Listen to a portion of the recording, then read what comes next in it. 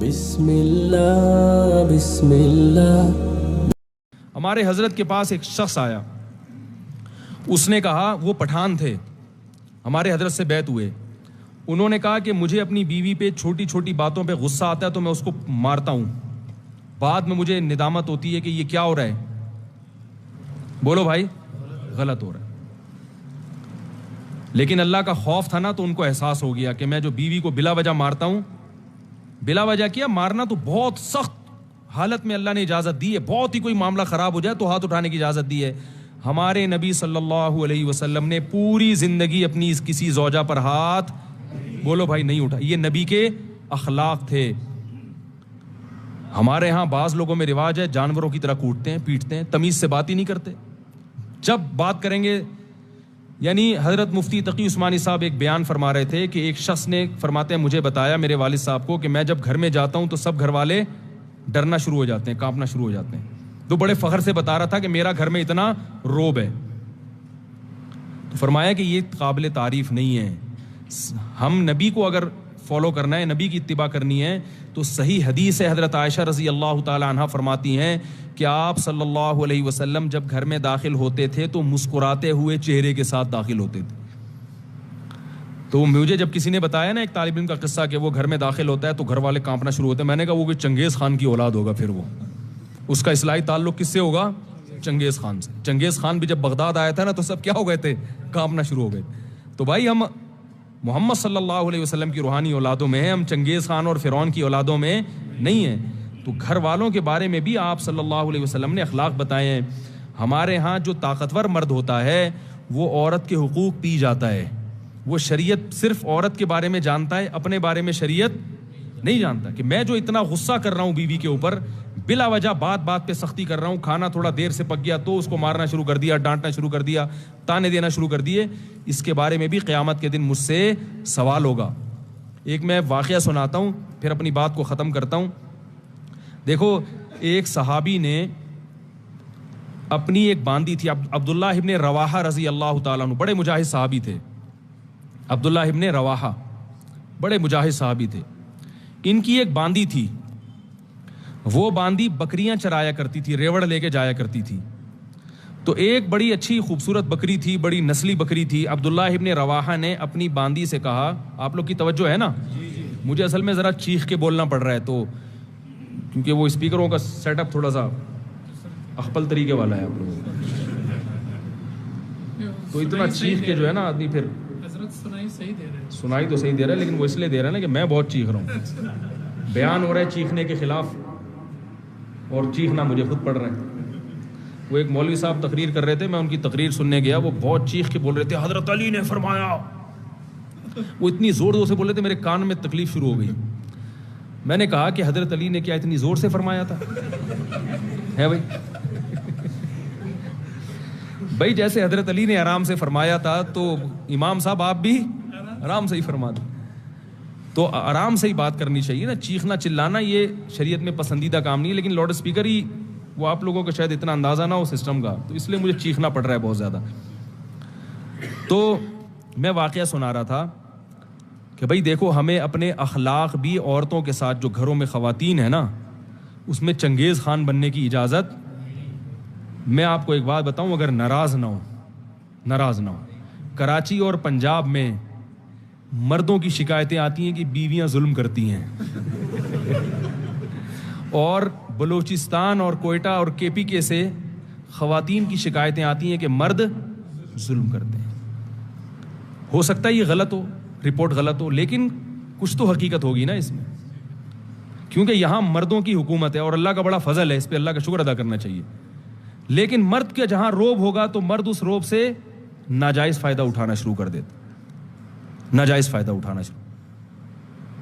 تو حضرت حکیم الامہ مولانا شرف علی تھانوی رحمہ اللہ تعالی نے لکھا ہے کہ مسلمان عورت کی یہ سب سے بڑی خوبی ہے کہ وہ جب اس کی شادی ہوتی ہے تو اپنے مرد کے علاوہ اس کی توجہ کسی اور کی طرف نہیں ہوتی۔ فرمائیے اتنی بڑی خوبی ہے کہ اس خوبی کے ہوتے ہوئے بیوی کی ہر خامی کو برداشت کر لو کہ یہ تمہاری ہے۔ جن لوگوں نے باہر ملکوں میں سفر کیا ہے نا، وہ یہ جانتے ہیں کہ وہاں عورت میں ہر خوبی ہے، مگر اس کے بارے میں یہ بھروسہ نہیں ہوتا کہ یہ صرف میری ہے یا میرے علاوہ اس کی کسی اور کی طرف بھی رغبت ہے. یہ بہت بڑا عیب ہے.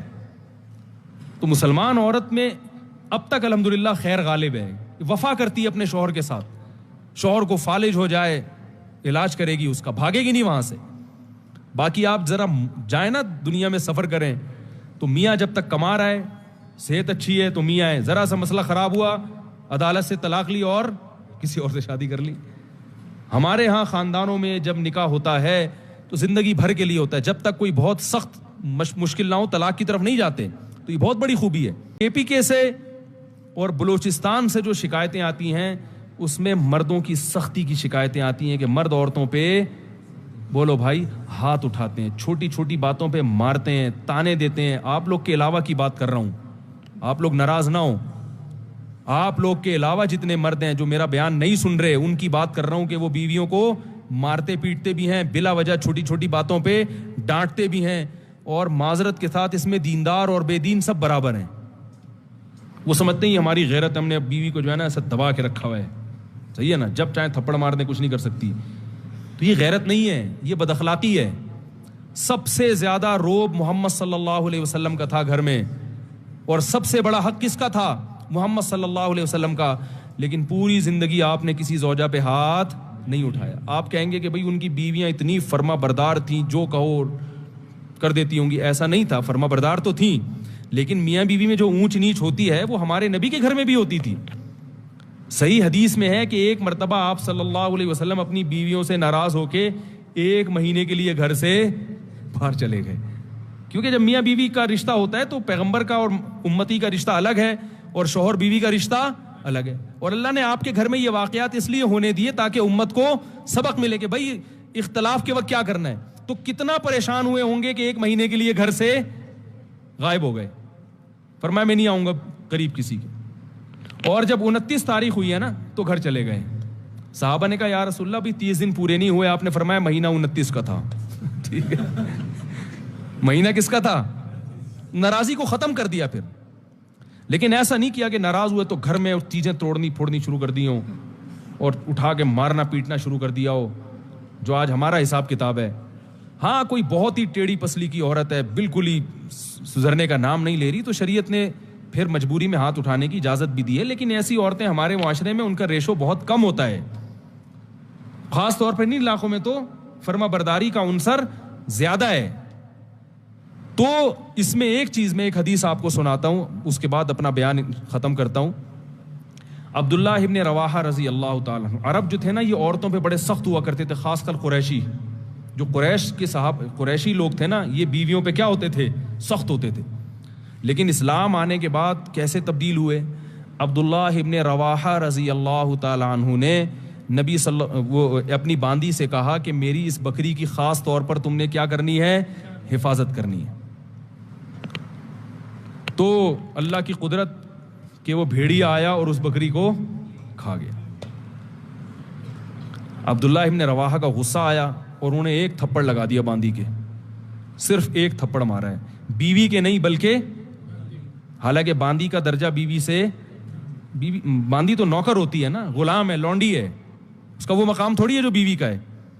1 تھپڑ لگا دیا. عبداللہ ابن رواحہ رضی اللہ تعالیٰ عنہ چونکہ مسلمان ہو چکے تھے نا, زمانہ جاہلیت میں تو ہوتے تو 20-30 تھپڑ مار دیتے کہ بھئی اس نے غلطی کی ہے. ہم ہوتے ہم کیا کہتے ہیں, یار بھیڑیے نے کھانا تھا تو اسی بکری کو کھانا تھا ہے بھائی, اور بکریاں نظر نہیں آئیں, اس کا مطلب تمہارے بھیڑیے کے ساتھ کیا ہیں؟ تعلقات ہیں. ٹھیک ہے, تم نے مخبری کی ہے بھیڑیے کو, اسی کو کھاؤ آ کے. 10 باتیں سوچتے اور منفی ذہن چلتا.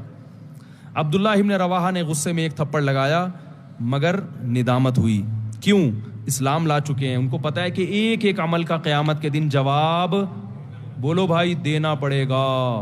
اگر قیامت ہوئی, کیوں؟ اسلام لا چکے ہیں, ان کو پتا ہے کہ ایک ایک عمل کا قیامت کے دن جواب, بولو بھائی, دینا پڑے گا. اگر اس میں باندی کی غلطی نہیں تھی تو میرا تھپڑ قیامت کے دن اعمال میں لکھا جائے گا. اور عین ممکن ہے کہ باندی کی غلطی نہ ہو, کیونکہ بھیڑیا جب آتا ہے تو وہ تو نگرانی کے باوجود کھا جاتا ہے. اب احساس ہوا تو رسول اللہ صلی اللہ علیہ وسلم کے پاس آئے, عرض کیا یا رسول اللہ میں نے باندی کو تھپڑ مار دیا, کیا مجھ سے ظلم تو نہیں ہوا؟ مختصر سنا رہا ہوں حدیث. آپ صلی اللہ علیہ وسلم نے صحابی کو حکم دیا کہ اس باندی کو آزاد کر دو. اس وقت آج کے حساب سے دیکھا جائے تو باندی کی قیمت کروڑوں اربوں روپے بنتی تھی. سب سے مہنگا مال کیا ہوتا تھا اس زمانے میں؟ باندی. ایک تھپڑ کے بدلے میں نبی نے کیا حکم دیا؟ اگر جہنم کی آگ سے بچنا چاہتے ہو تو اس کو آزاد کر دو. عبداللہ ابن مسعود رضی اللہ تعالیٰ عنہ نے ایک دفعہ اپنے غلام کو مارا.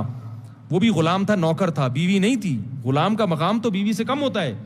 جب مارا تو آپ صلی اللہ علیہ وسلم نے کیا حکم دیا؟ فرمایا اللہ اقدر علیک منک علیہ. اے ابن مسعود، جتنی تجھے اپنے غلام پہ قدرت ہے نا، اللہ کو تجھے اس سے بھی زیادہ قدرت، اللہ کو تجھ پر اس سے بھی زیادہ قدرت ہے. تو آج اس کو مار رہا ہے اس لیے کہ تیرا نوکر ہے، یہ کچھ نہیں کر سکتا. اللہ تیرے گناہوں پر اگر سزا دینا تو بھی کچھ نہیں کر سکتا، کیونکہ قدرت ہے نا، اللہ کو تجھے اس سے بھی زیادہ قدرت، اللہ کو تجھ پر اس سے بھی زیادہ قدرت ہے. تو آج اس کو مار رہا ہے اس لیے کہ تیرا نوکر ہے، یہ کچھ نہیں کر سکتا.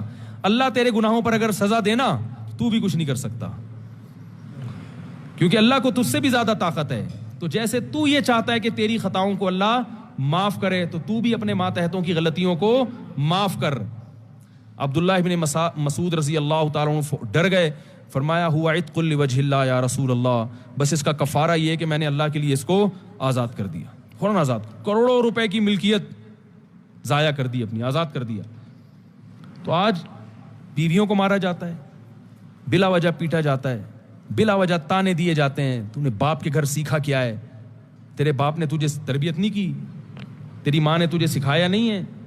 یہ کتنے برے تانے ہیں بد اخلاقی والے. بھائی کوئی خامی ہے تو محبت سے انسان بتا دے. ہمارے ہاں اصلاح کا عنصر کم ہوتا ہے، تانے دینے کا عنصر بولو بھائی زیادہ ہوتا ہے.